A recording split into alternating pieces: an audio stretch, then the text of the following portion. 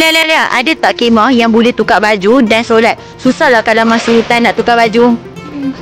Tapi ada satu benda nak kita kat wanita, kita ada challenge ni. Tengok ni. Wanita tahu tak kita punya detail tentang kita punya challenge ni? Nak. Ni korang kita punya changing tent dari hutan kicau. Okay, jom Alin nak tunjuk kita punya changing tent ni. Kalau korang beli, korang akan dapat beg sekali macam yang Alin tunjuk ni tau. Siap boleh jalan lagi. Okay, jom.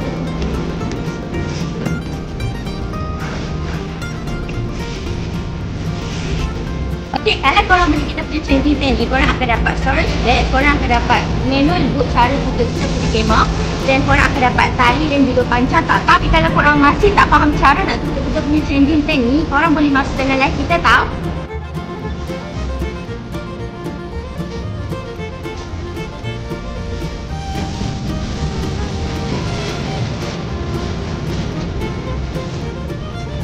Okey korang, kita punya changing tent ni kan dia punya tinggal 190 dan dia punya lebar ialah 120 tau.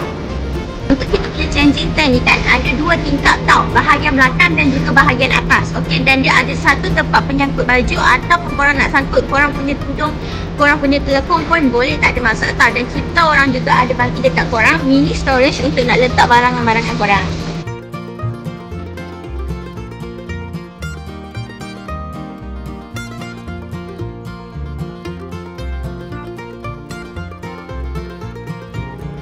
Untuk bahagian dalam kita pakai silver coating tau.